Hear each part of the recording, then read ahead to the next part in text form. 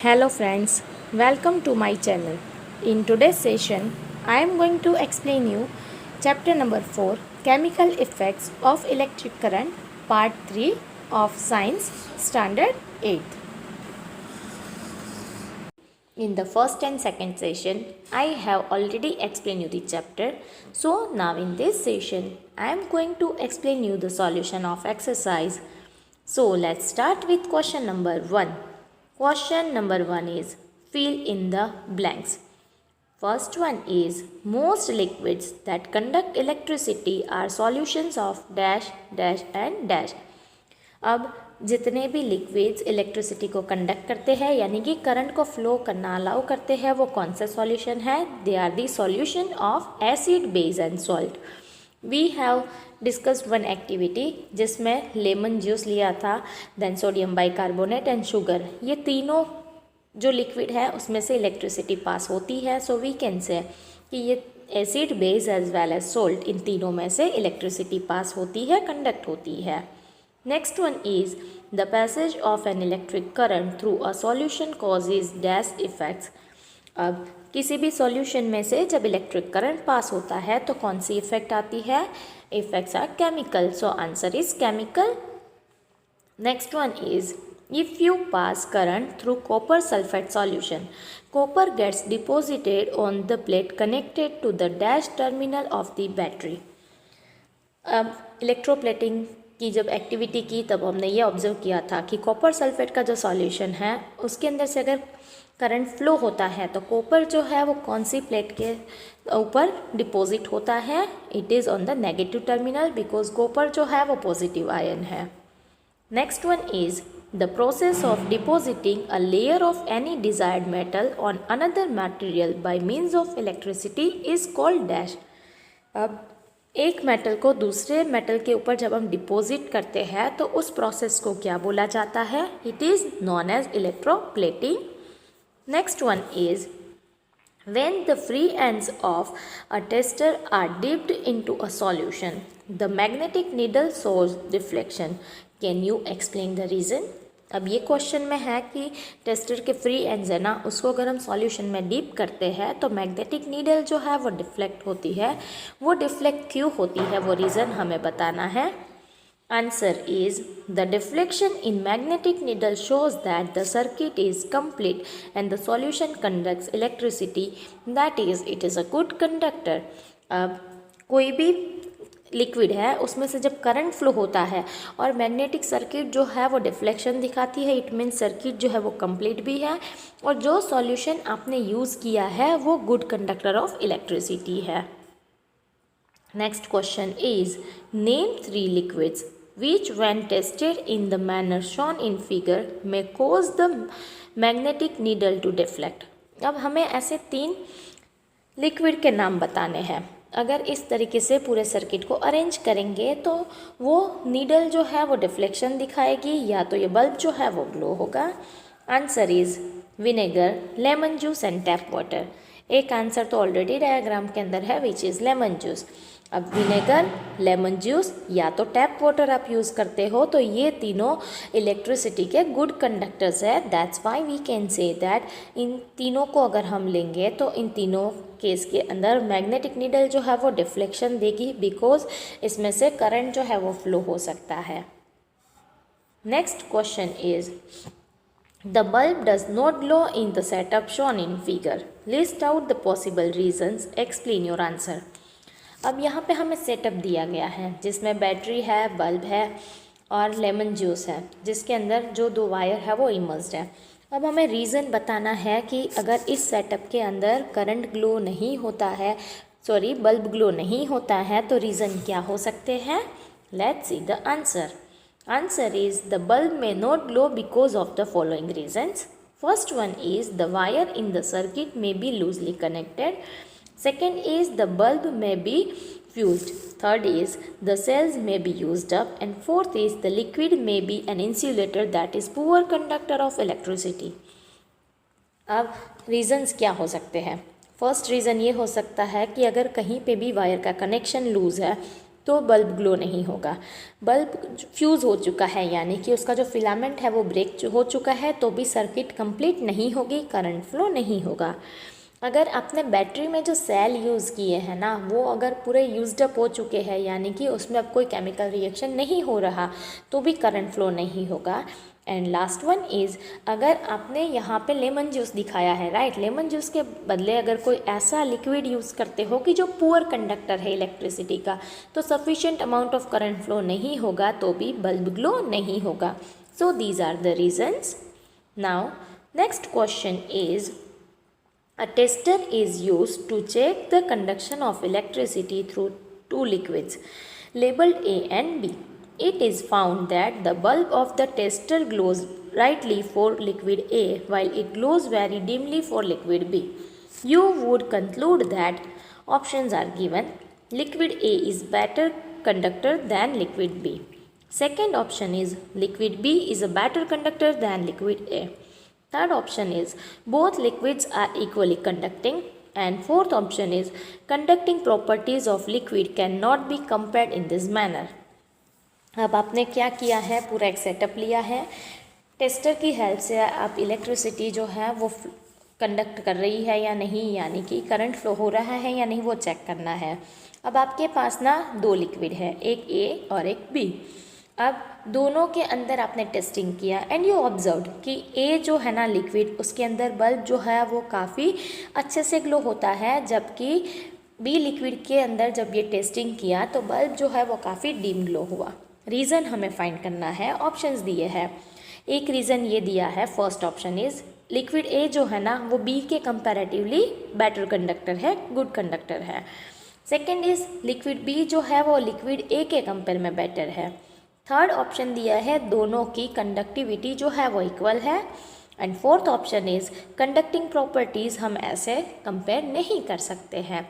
अगर ए जो है उस लिक्विड के अंदर लैम्प जो है वो ब्राइटली ग्लो होता है, अच्छे से ग्लो होता है, then definitely it means that it should be a good conductor.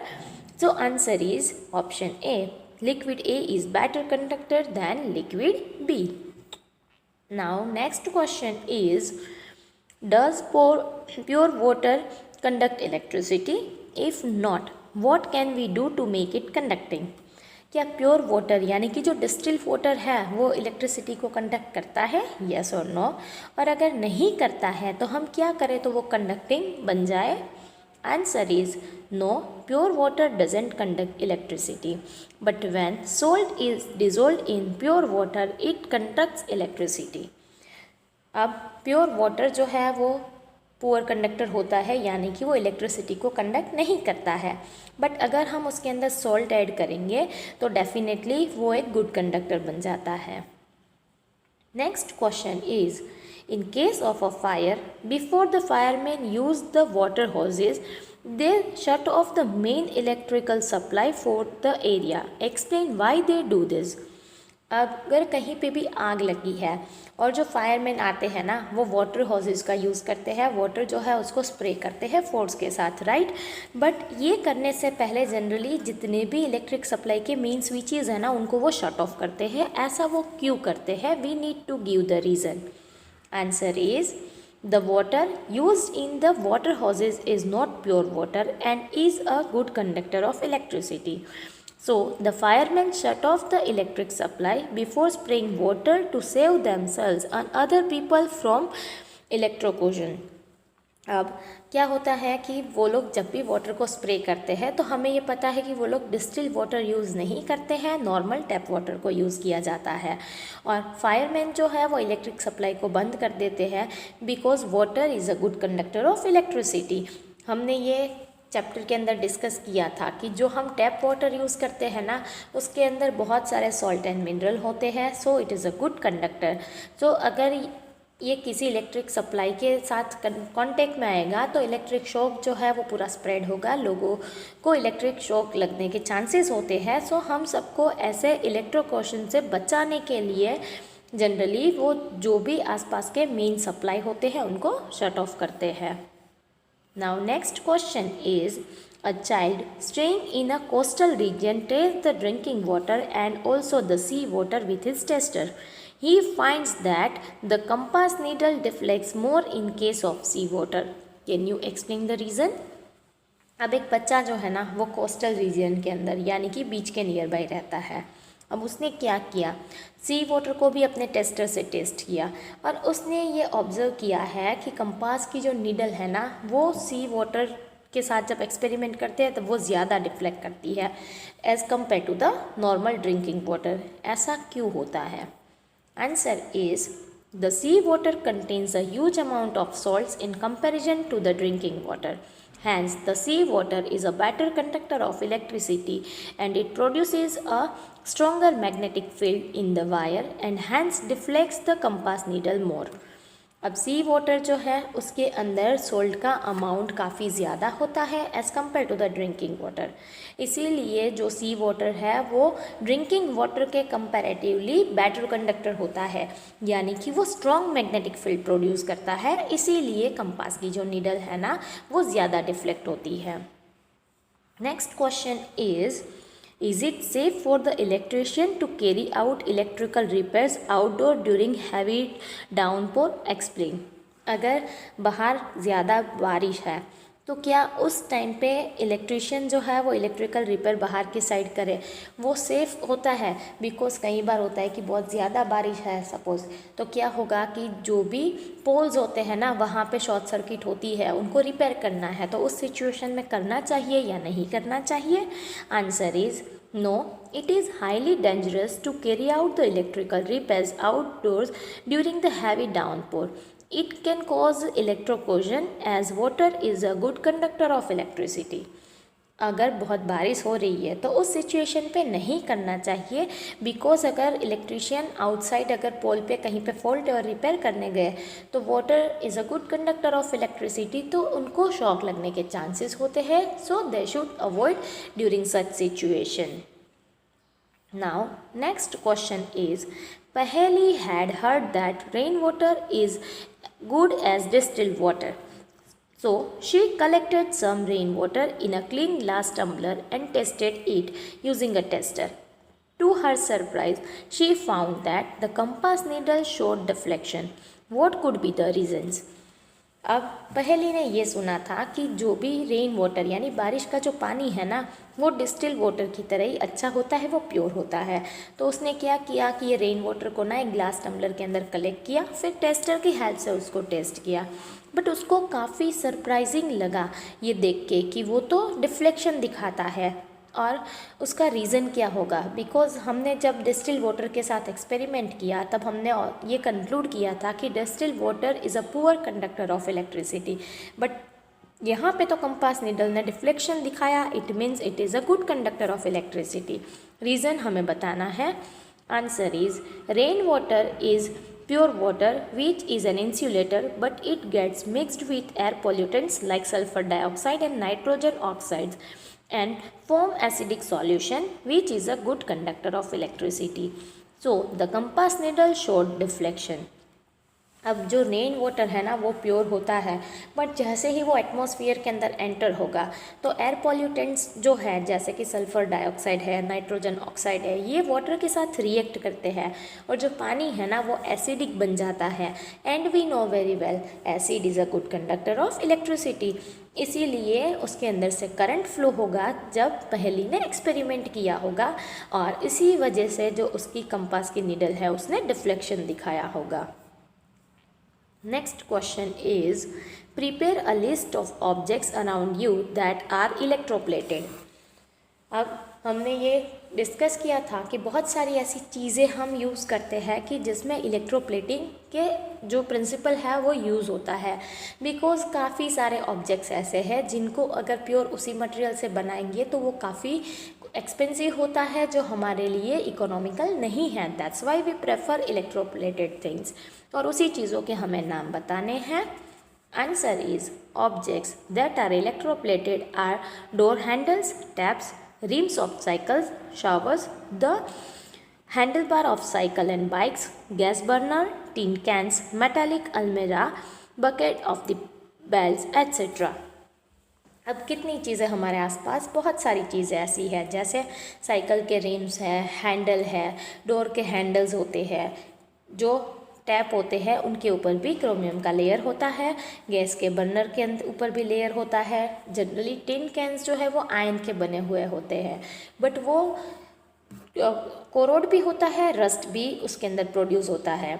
Even metallic अलमेरा होती है। इन सब के अंदर ना जनरली मेटल इंटरनल जो है वो डिफरेंट होती है, बट उसके ऊपर नॉन रिएक्टिव मेटल जो है उसको प्लेटिंग किया जाता है। That's why this things are electroplated.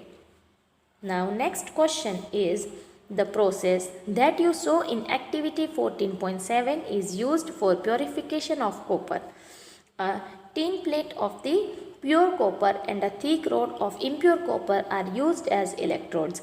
Copper from impure rod is stored to be transferred to the thin copper plate.